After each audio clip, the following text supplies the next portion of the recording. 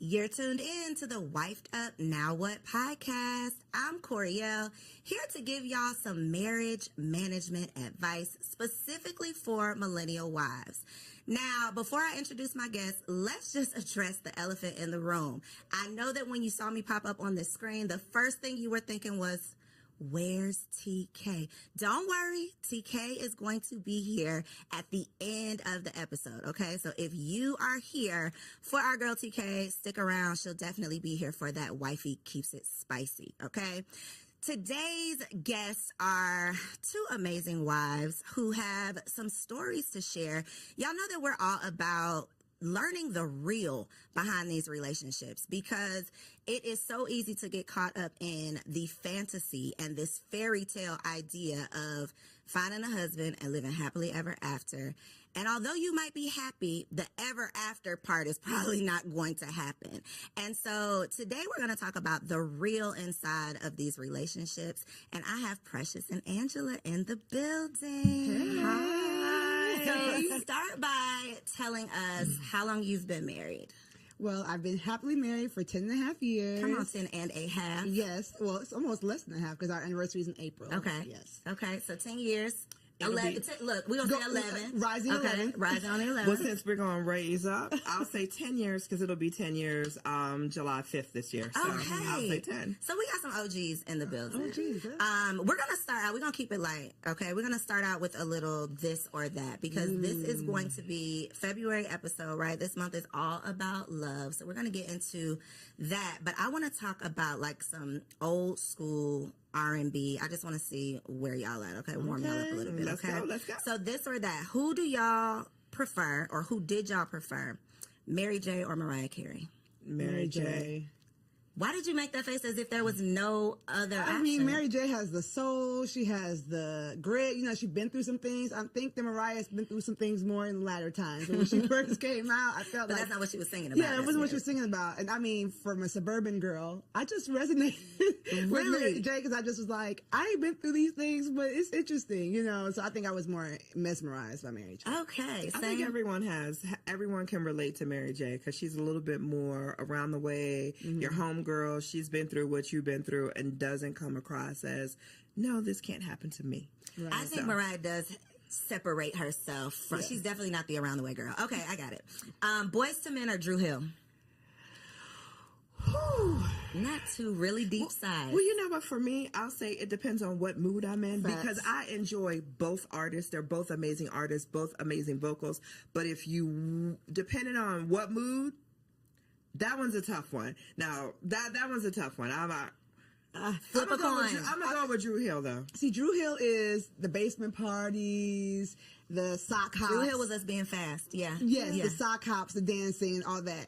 And then Boys to Men, I feel like I have to choose Boys to Men because, like, some of those songs will still bring me to tears today. They're more, like, iconic. Yes, and what band do every single person you relate to? Like, I love the deep voice. I love the high pitch. Like, Okay, so that was a good one. Okay, last but not least, Usher Confessions or Beyonce Lemonade? Beyonce. On the internet, it's Beyonce's internet. Beyonce. Is it? 100, or not two, okay. Is it Beyonce's internet, Angela? I'm going to defer and say, watch this. These are my confessions. Listen, I haven't been to the concert, so maybe. And see, that was a Tiny Desk one.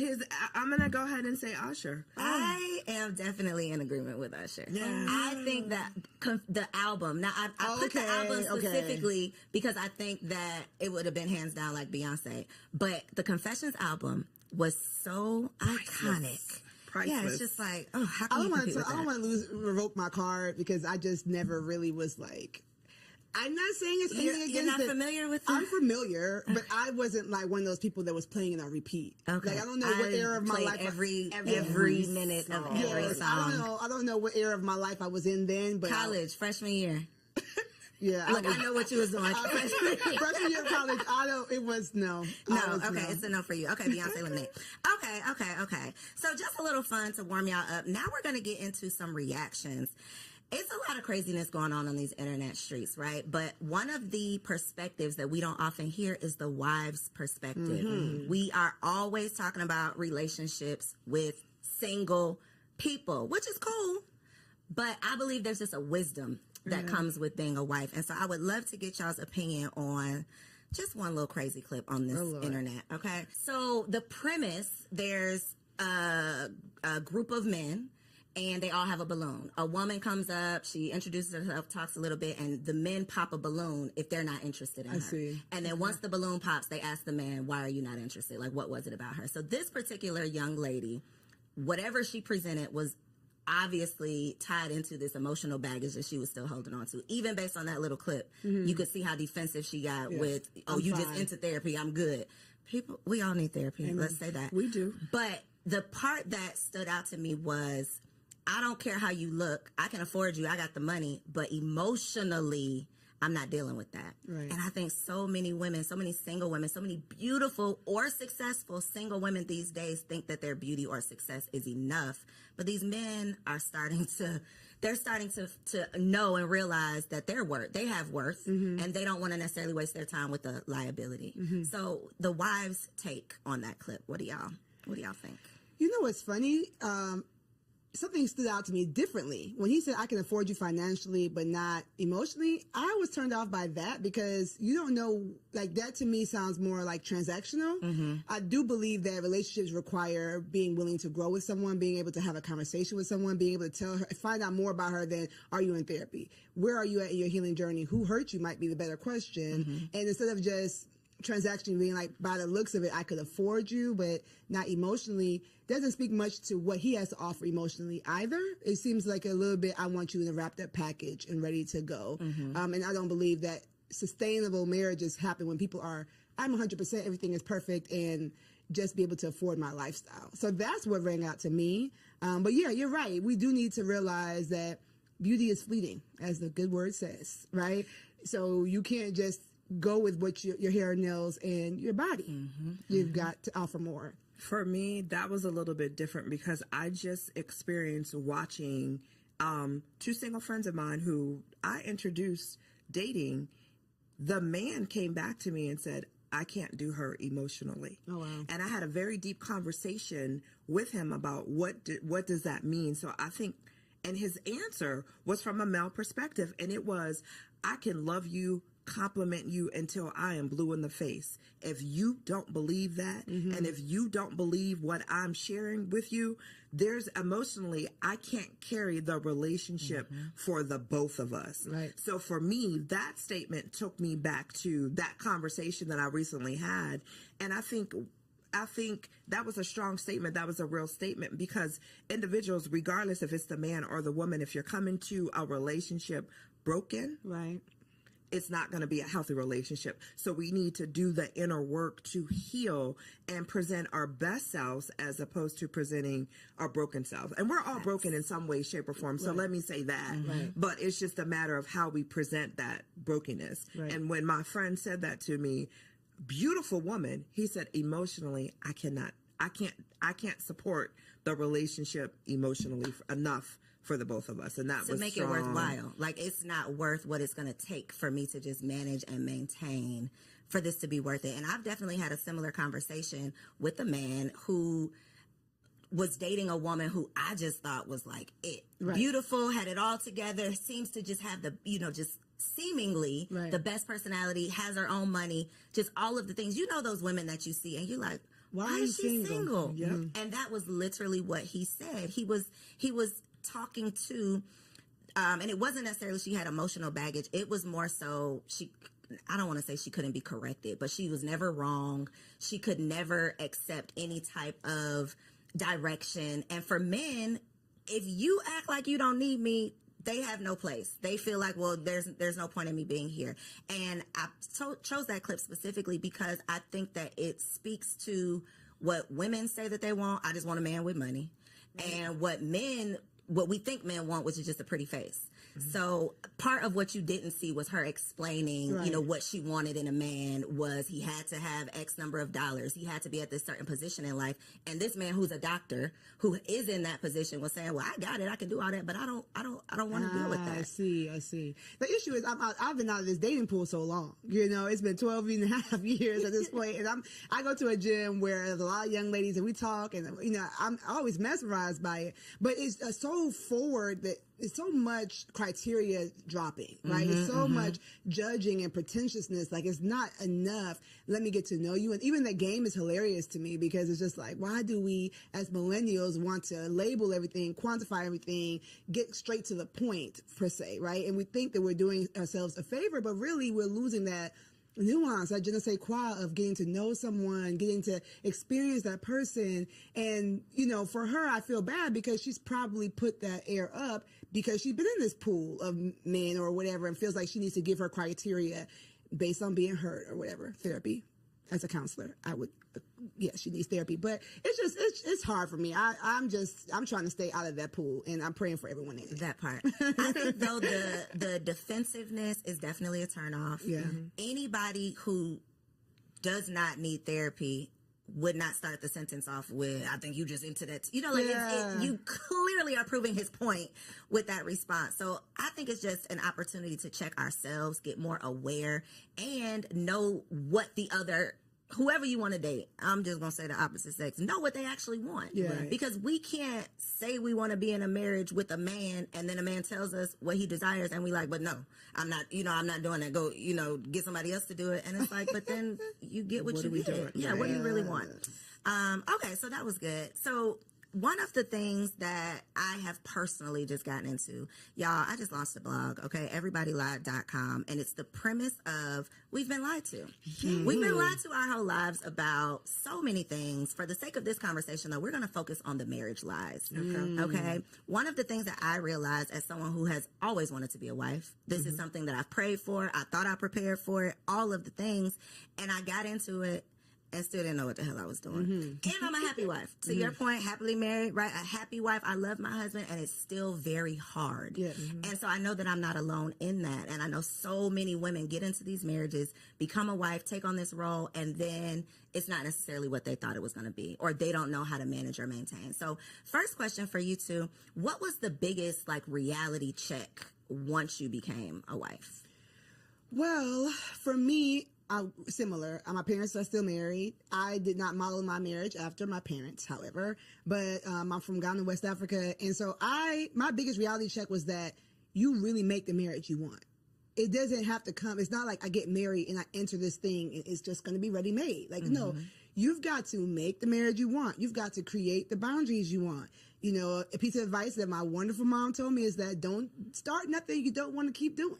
And it is true, like the boundaries. Oh, give an example, Precious. Okay, so when I was young and married, before we had, my husband was a single dad, so I have the bonus family structure. He would wake up really, really early to go to work. And I'm like, I'm going to wake up and make him breakfast. Woo. So, 5 a.m., I woke up every morning and made him breakfast for work and helped him get his lunch together. So we because he's our first child after the first year, baby comes, and I'm like, I'm not getting up to make it. I might put your snacks out the night before. But my mom, when she heard I was doing it, she's like, I don't know if you want to do that for 30 years, and it's basically don't false advertise. So when we changed that system, I had to talk to him and say, I think I was ambitious. I think I was doing a little too much. I was doing too much. I still love you all the same. I'm going to show you love because his love language is acts of service. I'm going to show you love in other ways.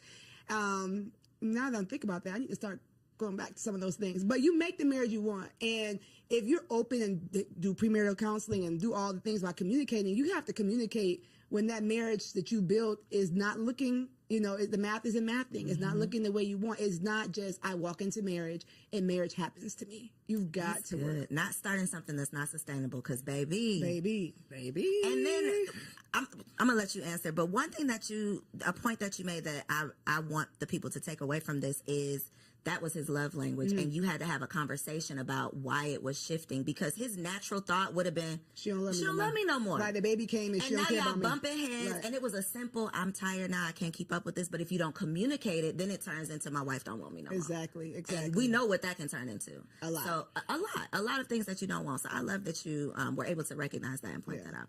That's what she kind of took not two, but they're important because they translate from marriage to marriage. Communication is key, and learning your spouse's love language. Like, I didn't know anything about love languages prior to getting married. I love you, you love me. Okay, let's go together. Let's check that box and we go together. We boyfriend, girlfriend. However, when you're married and when you truly want to be able to communicate, when I sit down with my husband, I look at my husband. If I want to have an uncomfortable conversation, I always ask him, can I talk to my friend? I don't want to talk to my husband. I want to talk to my friend, because my husband is truly my best friend. And I talk to him. Sometimes I catch myself, and girl, he'll stop it. He'll be like, I'm not your girlfriend.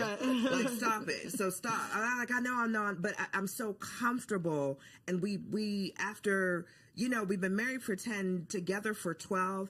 I've been able to figure out how to communicate with him, not to him, but with him. We communicate amongst each other. And I think, in the beginning, because I was single for so long, he's like, why do you talk at me? And when he said that, I had to take a step back and really understand what he meant by that. So now it's like, hey, can I talk to my friend?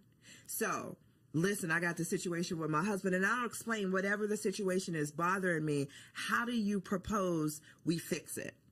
And then he'll giggle, and he's like, so should I answer as your friend or your husband? So it's just finding relatable ways that's not going to make someone defensive, that's not going to make somebody automatically shut down and not listen, but finding creative ways to communicate. So I'm going to go back to, I love when we first started dating. Like, so let's talk how we talked when we were dating before we got married. And then I had to understand, what is your love language, and incorporate his love language into our communication to keep things easy. So again, it's just that communication and knowing how you want to be treated and how your spouse wants to be treated. And that is, and making your marriage your own to what Precious said. Like, no one has a blueprint, and you want your marriage. You want to enjoy your marriage. You want to be able to say, hey, I love it here. Yep. That should be it. I love it here. Yep. One thing that you said that I think is a big challenge, and it goes back to the clip with the you need therapy, the emotional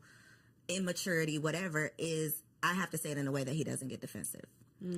I want to flip that, though, because me and my husband have had some conversations, and I'm on the defense immediately. And it's part of me recognizing things you need to, areas you need to grow in, things you need to work on.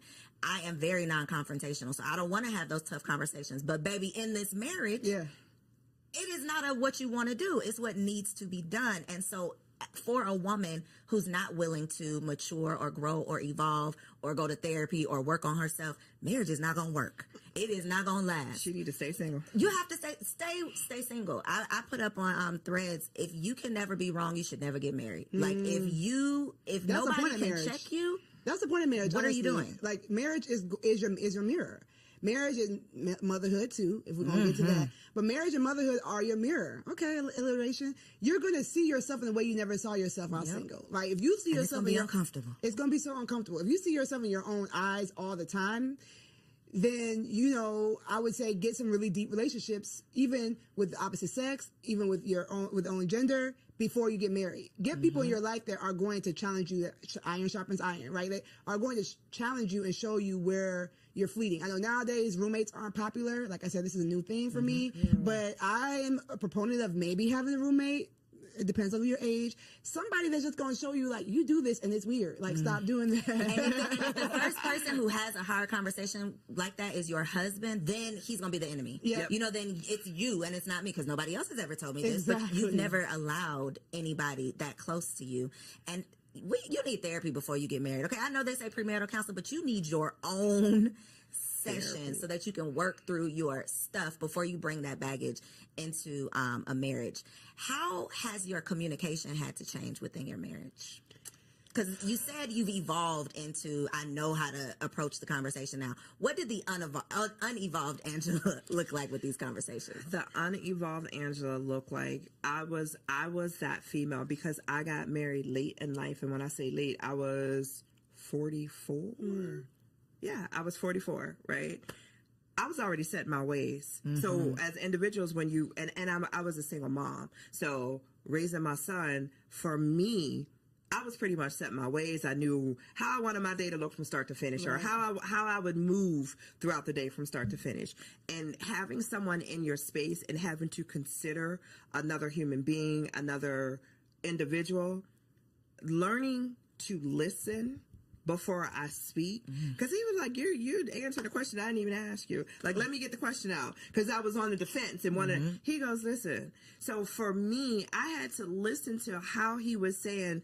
I made him feel like within the first year, he made a comment that said, hey, sometimes I feel uncomfortable talking to you because you're always on the defense, or I never get out what I want to say. Okay, note to self. So let me take a step back and let you fully. So now what I do is I'll sit and I'll listen. I'll wait. I'm like, are you finished? And it's not that I'm listening to respond. I'm truly listening to hear what he's saying, to have the best response, knowing at the end of the day, it's me and you. Like this isn't a competition. We're here to grow and evolve each other. So if you're telling me that I make you feel a certain way when you're talking to me, let me just listen first before I go to respond. And then that way you can feel comfortable with saying whatever it is that you want to say to me without me coming back at you. Well, you didn't do right. And it's not about me. It was his opportunity of telling me how I make him feel. So I don't respond back with, well, you do XYZ to me, or you do. It's about you. If this is your moment. So you need me to change these 3 things, I got you. No problem. Partner, I got you. What about you, Precious? I'm really thinking hard about this question. My husband's the easiest part about being married. Honestly, like the guy, his enemies don't like me. Right? They love him and don't like me. I'm like, wait, I didn't do nothing to you. Like, he just is the easiest part about being married. So our communication's always kind of been like, what's up? Very chill. I think the nonverbal communication is something that I've had to work on more. What's that look like? Your face talking for you? Face, maybe just like, my love language is physical touch, which is not a lot of women's love language. So if I'm irritated, I'm like, you don't really gotta touch me like that right now, right? But so working on that, and then also we talked about evolution, right? So Cole knows this. I lost 75 pounds before I got married, and I've gone through weight loss after having all of my kids and all that kind of stuff. Yes. So having 3 kids, having a weight loss journey, and now I help moms do the same thing, but I've had to learn my body. So my nonverbal communication has changed, right? The things that I like have changed. So I've had to communicate with him physically different, and he had to learn me more so differently as I have gotten older. Now I feel like I have the body I wanted when I was 20 something, you know what I'm saying, in my 30s. So our physical communication has changed and evolved, and he's thankfully saw me on my journey when we met. And so he likes me heavy. He likes me slim thick. And so it works, but we had to kind of figure out like, oh, okay, you can do that now. Okay. Like, okay. So our physical communication, has had to evolve. Okay. Reading between those lines. Exactly. I want to talk about those times you want to kill him though. Okay. Because 2 o'clock. Look, 3 o'clock now. I really love my husband down. And there are, love his dirty draws. But there are days when it's like, I'm going to kill this nigga. Yeah. Can I do this for the rest of eternity? Right. I have honestly had those thoughts. And I'm sure he has as well. I think it's just kind of what comes along with it. But that is not the expectation with the happily ever after that we're signing up for. Right. So in those moments when he is your best friend, he's the easiest part of marriage, but it ain't easy. What do you say to yourself in those moments? What is your outlet? How do you calm yourself down? What do you tell yourself to put yourself in check? Like, what do you do in those moments?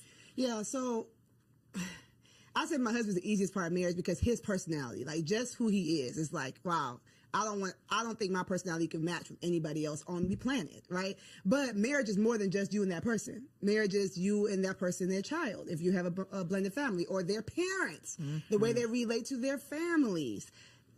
With however toxic their families are, that's something you need to evaluate before you get married. Like, all those things matter. And so, the days where I'm just like, I don't like how you handled that, or stick up for yourself, or go for more, or, you're so talented in this, I want you to, where you're like wanting to coach your own spouse and you have to let them be their own person.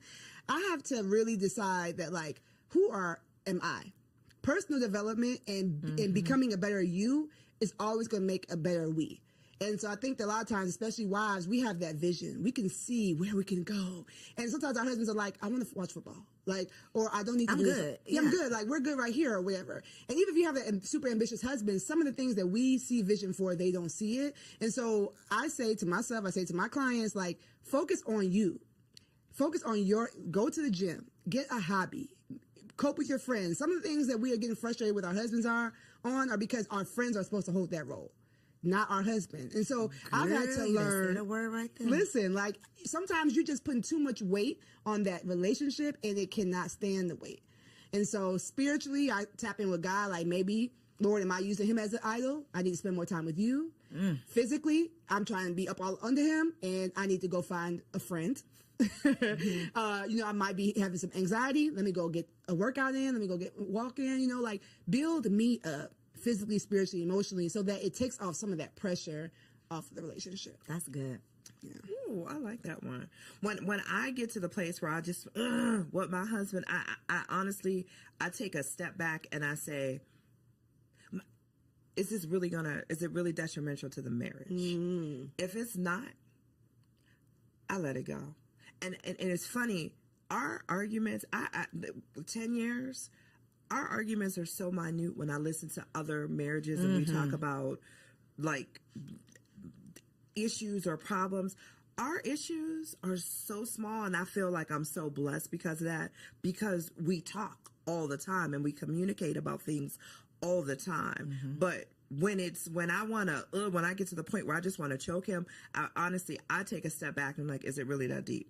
Is it really that detrimental? Like, I'd be mad, like, man, you left the bathroom light on again. I just want to, and I'm like, is it really that deep? Instead of checking him to say, hey, once again, you left the bathroom light on, I'm just going to go ahead and turn it off and keep it moving about my day. It's just, our arguments be the little petty stuff. But those little petty things can add up. Yes. If the communication is not there. If you don't, if they're not communicated. So, like, our arguments are not, like, I just look at and even like our biggest arguments are, I take a step back. Is it really that detrimental to our marriage? And if the answer is no, I just let it go and keep it. Do you all believe there's deal breakers in marriage? In your personal marriage, is there a deal breaker? I say all the time, if you cheat, then yeah, that's a deal breaker for me. And he looks at me, he was like, you'd be so quick to dismiss somebody for cheating. I'm like, for me, you always have a choice. And that choice is not necessarily, am I going to do it or not, but there's a choice prior to you wanting to do that. What is wrong in the marriage that needs to be fixed that you couldn't communicate with me? So give me the opportunity to fix it before you cheat. So for me, anything else we can get over, but if you cheat, there were all these opportunities. Obviously, I wasn't not giving something, don't know what that could be, because you've never communicated that to me. So for me in our marriage, my husband already knows, for me, like, cheating is like a deal breaker, where he's the opposite. I'm his second marriage, and he's like, we're together forever. So basically, and he always says I had to ask myself, before I asked you to marry you, is this for good? And is there anything that I could not get over? And his answer was no. So I'm like, okay, well, that man ain't cheating. That man ain't cheating. He's trying to stay with you. I would say there is no immediate deal breaker in my marriage. Okay. So that means nothing is, you can't talk about, at least have a conversation about. Right. So immediate deal breaker mean I don't care what you say. It's over for me. I mean, maybe if he put his hands on me, I can't see myself. Maybe if he put his hands on you, because if he put his hands on me, I just can't see him turn. Like, that to me seems silly to say. You know what I'm Like, saying? there's no chance this Yeah, it was like when we were dating, I used to say, if it was a burning fire and me, your mom, and your daughter were in the room, who would you get first? He's like, I'm not answering that. That's silly. I'm going to find a way for all of y'all to live. Yeah, it's not happening. Why are we all in this house, in this fire, right? So that to me is like, when would he become, just randomly after all this time become that kind of person? So yes, I would not be with someone who would put their hands on me, but I don't have a immediate deal breaker. That is great and scary. It is very scary. And I mean, I feel like I can say that now, right? So, I'm never going to be like on this internet, like, oh yeah, everything is perfect over here. No, I mean, we were both working class. We met. We still out here working through this pandemic, through this economy like everybody else. So I won't say that we're perfect in this. Not something that the enemy could use to break us. But the way we look at marriage is like, this is our way to show people that Jesus is real. Like, this is our way to show people that, like, he didn't die for nothing. So for me, I would just pray that, like, whatever came our way, we would look at it as an attack and we would fight it together. Now, if we didn't make it, then we fought. You see what I'm saying? So that's why I say it's no immediate break. It's not to be like, oh, I love my husband, I'm never divorcing him. But more so like, we represent more than just me and him being happy. I love that. It's bigger than just y'all are building something bigger. Yeah. When it comes to losing yourself in your marriage, I think this is definitely a woman problem. And I think it comes down to what you said, Precious, of a lot of women, when we find this man of our dreams, I would just speak for myself, not a lot of women, me. Even when I was dating, I was an all-in type of person. If I am in it, I am in it. I am number one girlfriend. I am all of the things. So now that I have this husband, I am all the way in it. And becoming a mother made me realize, okay, girl, wait a minute. Who are you outside of being a wife and being a mother? Because if that gets lost in the sauce, then I'm literally drowning under just these responsibilities. And so y'all being in the game 10 plus years, how have you managed to maintain your identity outside of being a wife? Especially when you have multiple businesses, lots of things going on. You have desires to be more than just a wife, but this is obviously a big responsibility. Go ahead. No. Okay. I think as a woman, you have to create and carve out that time for yourself. Yes. Period. Hands down. You need your girlfriend time. You need your alone time. You need your self-care time.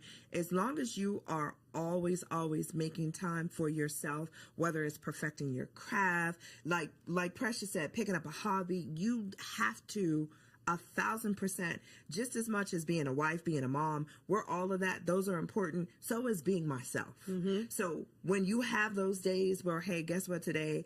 Y'all, I'm going to see you later because I'm going to go get my hair done. I'm going to get my nails done. I'm going to go to the spa. I'm going to relax. I'm going to go eat with my girlfriend. It's so important to make sure, not just the women, but the men too. It's just so important that you're taking that time for yourself and you're truly developing. You don't give up. I hear some people say, well, I gave up my dreams and aspirations because I'm a wife and a mom. What made you think you had to? Because the times are evolving. Yeah. There's things as nannies, like so much that people did not have access and finances to when our parents were coming up, or who we had as role models or marriages, role models in terms of marriages to model after. We didn't see that. We saw the wife staying home and being the wife and mom, and that was it. That's not where we're at today. And a big part of that is always making sure that we as women allot that time for ourselves and not feel guilty about it. Ooh, the guilt part. That part. There's nothing wrong with saying no because I'm taking time for me. Because if we're not good for all the other roles that we have, we can't be good for anything. So we got to be good to ourselves. You already know that she's speaking my language, right? So I heard you speak. One thing I want to affirm you, because I'm always going to do that, is that when you're a woman such as Co, and you're doing all these things as a single woman, society was going to tell you that it's not possible to have it all.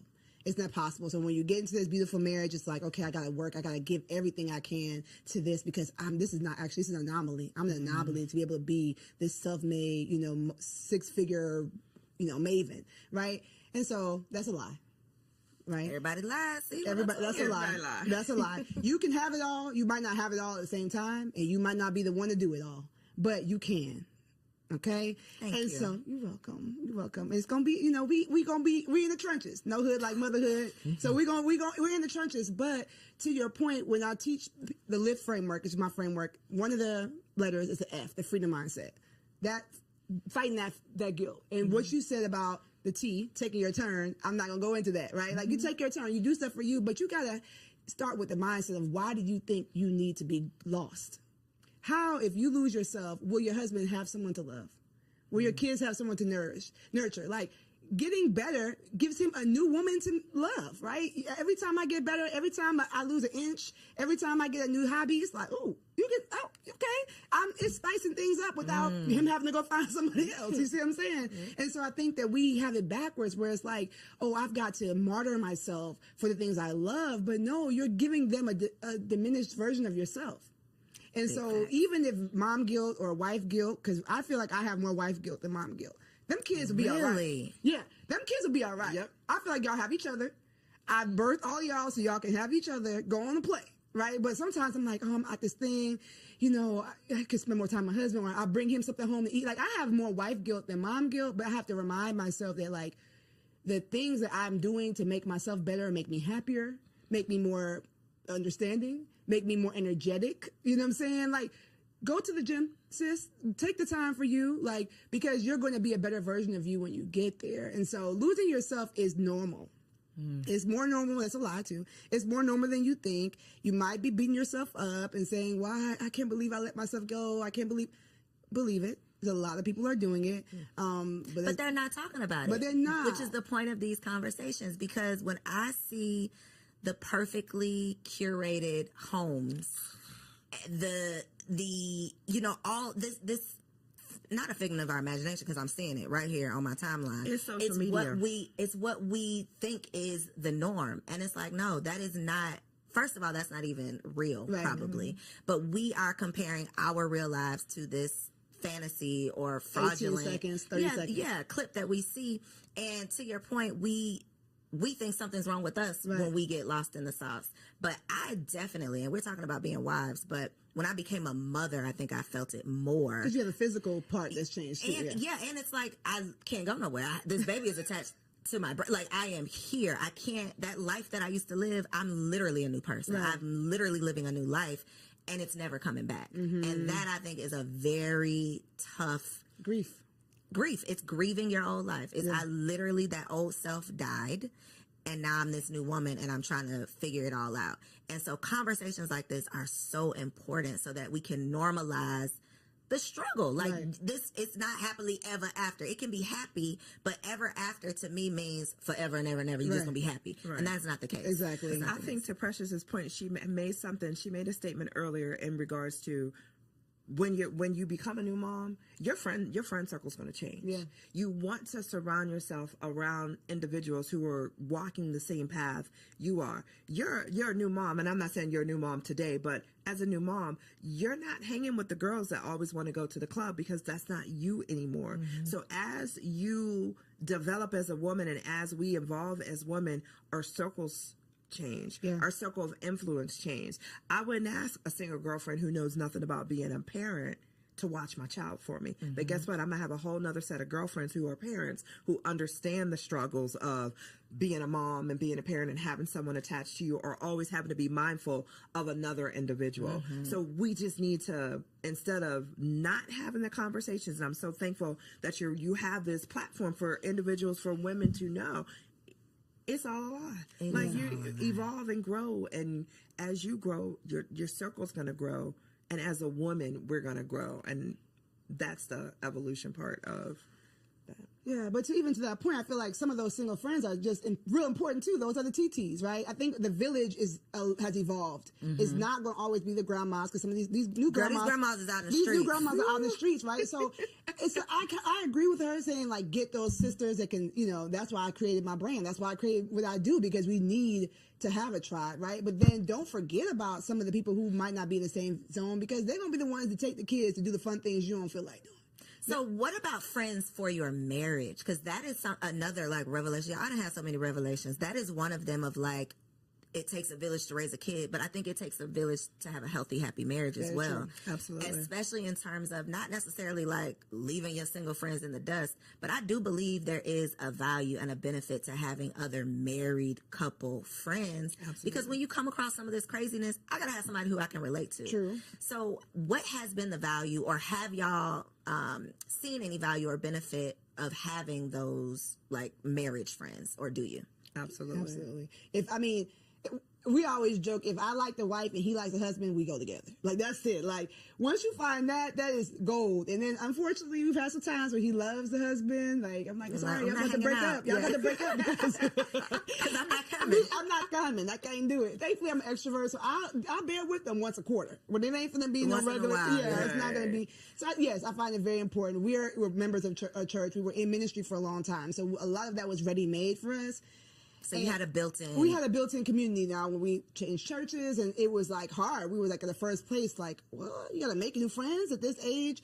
But yes, I do find it very important, especially for husbands. I know that we're talking to wives, but like, I think that women talk about their marriage more than men talk about their marriages. For sure. And so I know that I can say my husband's so amazing because he can see like what his married friends are talking about. Like they kind of can see like, he's like, dang, Precious is boisterous, but she ain't like that. Girl, they be making me look good. I'm like, as long as thank you, girl. You keep cutting up. Yeah, keep cutting up on there. Right. So I think it's very important. And for women too, like you just see something that like, oh, I'm glad. My man, he got to deal with that. Yeah, like we got to, we all right, you know what I'm saying? Like we might not be in a mansion, but he be at home. I think it's important. I think 1,000% important. I have an equal balance of both single friends and married friends, but for us, we enjoy hanging out with our married friends more because it's just more conversation that I relate to, and it's and for both of us, and it's just super important because I think healthy marriages feed healthy marriages, and you also want to have a safe spot where if there's an issue within your marriage and you're looking for advice from other married couples, then it's good, not necessarily advice. Let's say that, because I always tell people be cautious of who you take advice from. But just just hearing that you're not the only couple that has gone through or will go through what it is that you're going through. So okay. You like put a pin in notes because I subscribe, and I think a lot of us subscribe to keep people out your business, right? Disagree. So this is where I'm going, because that is not necessarily the healthiest mindset or way of being if you truly do need an outlet. You truly do need a sounding board. So where do you draw the line? It's very gray of, I don't want y'all in my marital business, but I do need a friend. I do need support. I do need some advice or some help or whatever, and I don't want to be over here alone, because that's how I ended up, staying in an abusive relationship for too long. I wasn't talking to my friends. I wasn't telling anybody my business. I was trying to keep it all to myself. So God forbid anyone finds themselves in a situation like that and don't want to share, because we've been preaching, keep people out your business. Right. So what's your stance on that? I talk. Me too. I like, if you're my friend and you're our friend, you want what's best for us as a couple, I'm going to talk. I will pick up the phone in a minute and call my husband's best friend and say, let me tell you about your boy. Or I will pick up the phone and call his wife and be like, hey, I'm going to share this with you. Do you experience this? Maybe you can whisper it to him. So I talk. If there's an issue and it feels something that you want, that I feel that I need to get off my chest, I'm going to talk. I don't sugarcoat nothing. I don't hold nothing back. And sometimes if I need to be checked, I look for my friends to check me. Am I wrong? Or tell me and that's how, and I have a girlfriend that I go to, and anytime I start the conversation, okay, I need you. Am I wrong? She's like, hold on, let me get my coffee. But so you want those friends where you want to know that you're talking in a safe space, and you're talking and you're going to get great feedback back. So but I don't listen, hey, no one's perfect. What about family though? No. Is it only friends? Except for my sister. My best friend my sister's my best friend. So, but even with her, some things I feel like if it's going to change the level of advice she gives me in the future, I don't tell her. Explain that. So sometimes there's something that you might be going through that's a recurring thing, right? And you feel like if I say this recurring thing to this person, it might shift the way they advise me moving forward. So I need somebody who's really clearly, like, me and her are 13 months apart. Like, if my drawers are dirty, she's like, girl, but that's, it's just a stain. You know what I'm saying? Right. So she'll tell me I'm wrong, don't get me wrong, but some things it's like, okay, I'm I don't need to I'm hear done that with right this now. recurring thing Yeah. that you know. So I think for me, I do talk. As you can see, I do talk, but we've already used wisdom in the circle. Like but he knows the 3 people on tow. It's not gonna be this random friend I met at work and is like, we're best Now friends. she in your business. Yeah, no, Right. it's like, he knows, and then he gonna know if her husband texts him, it's like, oh dang, she didn't tow. What's the call? Hold on. Right? Like, and the same thing, I'd be like, I don't know what's going on the phone upstairs, but they're talking longer than normal. Are you okay? You know, to my friends. So it's just like, you can't come stay here, so let's talk, because what's going on with Because y'all have to work that out. Yeah, y'all got to work that out. So we have a standard on the people that we trust, and then I have working and continue to work on that I speak of him the way I would want him to hear me speak of him. So if I'm telling somebody something, if I haven't talked to him about it yet, I want, if he overheard me, it wouldn't be like, dang, like, so you just calling me low down and no good? Like, you know, like I I respect my husband when he's there, when he's not. And I don't speak to people who are going to be like, yeah. That, you know, like speak negatively of him too. If somebody has that type of vibe towards marriage, like, because you know, these husbands don't.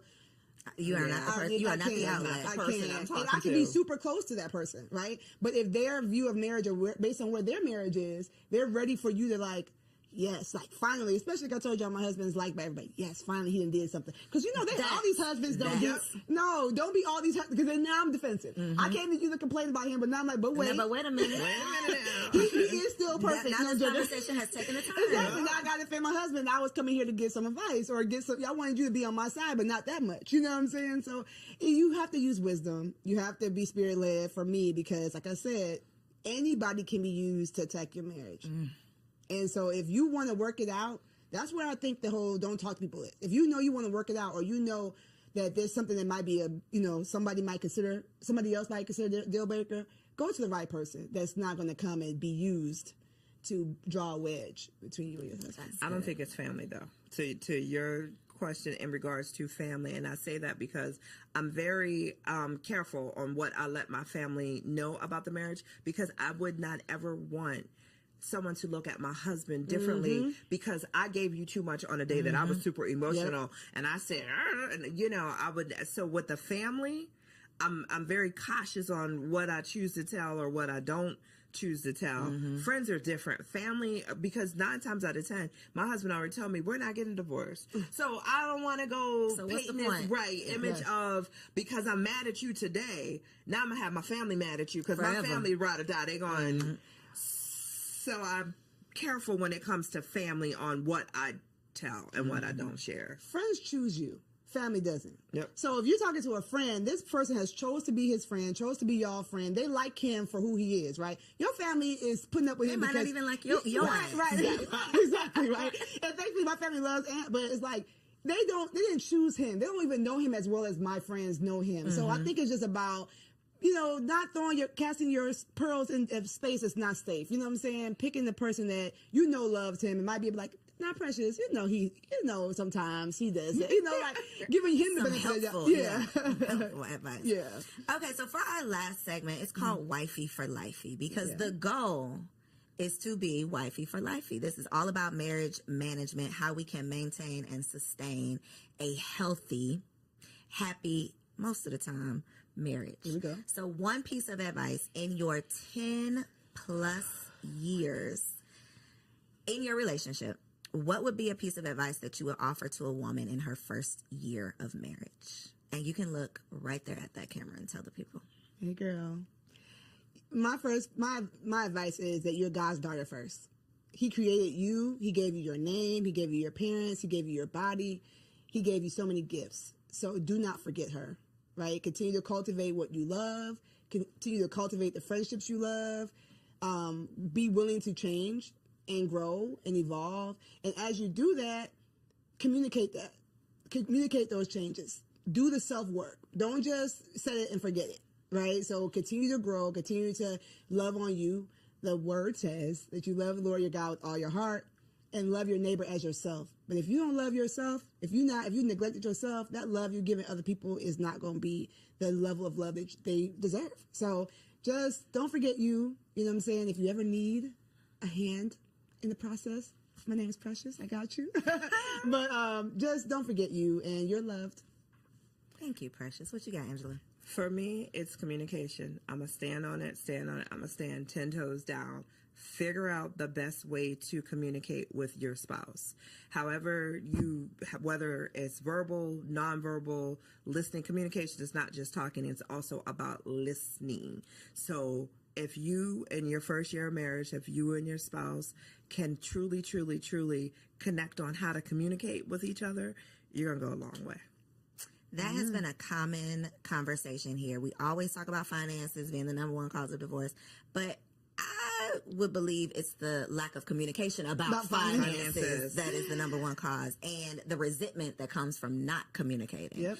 So, such a good conversation. I learn something every single time I have the opportunity to host these shows. So, thank y'all for offering your wives' wisdom. Precious, I know you got a lot of stuff for the people. Angela, I know you got a whole lot going on. So, look in the camera, tell them where they can find you and how they can connect with you online. Yay. So I'm Precious K. Williams on all platforms. I'm a mommy wellness coach and an international wellness speaker. So I talk about wellness, women's wellness, and lifting yourself up, right, with the power of the Lord. Lightening your load, igniting your spark, embracing a freedom mindset so you can take your turn. I run an 8-week program for moms doing just that. So if you need me, go to preciouskwilliams.com. I have a free quiz on there, so you can find out how well you actually doing and not just being like, I'm doing all right. I'm doing okay, girl. No, let's figure out how you actually doing so we can get you the help you need so you can be your best self and live happily, mostly ever after. And I'm Angela McCoy. You can find me. Well, I'm the president and CEO of Full Circle Consulting Group. We do public relations, we do marketing, we do artist management and events. So if you ever need a fantastic event, we got you. Yeah, you're an artist. You need management. We got you. Public relations. We got you. And if your company needs help with marketing, we got you covered there. You can find us at fullcircleconsultinggroup.com and Full Circle Consulting Group on IG. Two bossed up baddies that are still out here living healthy, happy wife life. Okay. So I hope y'all enjoyed the first part of today's episode. We are about to get into Wifey Keeps It Spicy. TK is the next face that you'll see. Catch you on the next episode.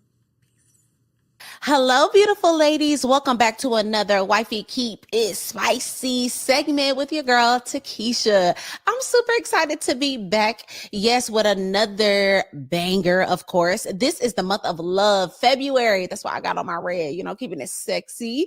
But Valentine's Day is right around the corner as well. And so, of course, I had to give y'all some gems, some jewels, some tips, the tea on how to keep it spicy. Listen, this week is for the big girls. Okay. What do I mean? Because I'm about to challenge y'all to something all month long. Okay. I'm not just about to drop some gems for y'all to be able to enjoy one day. No, baby, we are about to have thriving sex lives and intimacy with our spouses forever. Okay. So we're going to lay down some foundational work, right? I want to challenge y'all as your sister, as your auntie, as your friend. Okay. Am I auntie? But as your friend, I want to challenge you to two things. Okay. I need you to ask yourself if you are ready for the challenge. Why am I challenging you? Because I have done these things. I have experience in these things, and they have absolutely elevated my intimacy with my man. Okay. So if you want to elevate your intimacy, if you want to keep it spicy, I dare you to accept this challenge. Number one, I challenge you to step up in your femininity, specifically in the way that you dress in your house. Okay. A lot of us need to go ahead and fold up the leggings, the oversized t-shirts, the hoodies, the sweatpants. Fold it up, sis. Let's fold it up. And we're going to wear our little house dresses around the house. Okay. We're going to wear elevated loungewear around the house. Okay. We're going to wear those Ross and TJ Maxx summer dresses in the home. We're going to get oiled up. We're going to look cute. Why does this matter? Why am I challenging you to this? It's because when you feel feminine and you feel soft and you are taking care of yourself, you will be more prepared to be able to be intimate later on at night. A lot of us are complaining about being tired and being drained and being overworked. And we just feel like we're in this masculine energy. Well, here's a small tip to step into that feminine energy so that you can be all you need to be when it is time to do what we need to do. Wear those dresses around the house all month long. Step into your feminine essence, right? I just want to put this caveat out there though. Be prepared for your man to want it all the time, and be prepared for you to want it. Okay. Because when you walk past that mirror and you see your silhouette and you see how good you look, you see how you jiggling and wiggling and smooth in that dress, you are going to feel confident. It's going to boost your self-esteem, and it helps you thrive in your femininity, which is absolutely attached to your intimacy. The second part of this challenge, and this is for the big girls. Are y'all ready? I want to give every single last one of y'all some homework. We are going to set our man down. We are going to set our husbands down. And this is exactly what we are going to ask. We're going to ask how we can be a better wife. We are going to ask for them to share with us all the areas that we could work on. We are going to ask for every aspect of our lives. How am I as a mother? How am I intimately? What is the things that you want from me? Talk to me, Big Daddy, right? And I know a lot of y'all like, girl, he the one that need to be elevating. He's the one that needs to be asking me these questions. But I just want to challenge y'all to take the lead. I want to challenge y'all to become more self-aware so that not only are you stepping into your femininity, you're looking more feminine, you are aware of the places that you need to grow in. You are aware in the areas that you need to stretch in. And therefore, overall, just allowing a space for a phenomenal place of intimacy to thrive. A lot of us think we're doing excellent and we just might not be. And that is okay. It is better to have your feelings hurt a little bit and become fully self-aware than to operate in full delusion and just be suffering. We don't want that. We're not building up a culture of women who think it's all about them. So this month we are challenging ourselves to be big girls. We're challenging ourselves not only to know how to be fire in the bedroom, throw it back, do all these tricks, but we're going to be phenomenal women. And so this is what's going to set up for the long-lasting, mind-blowing sex that we all want.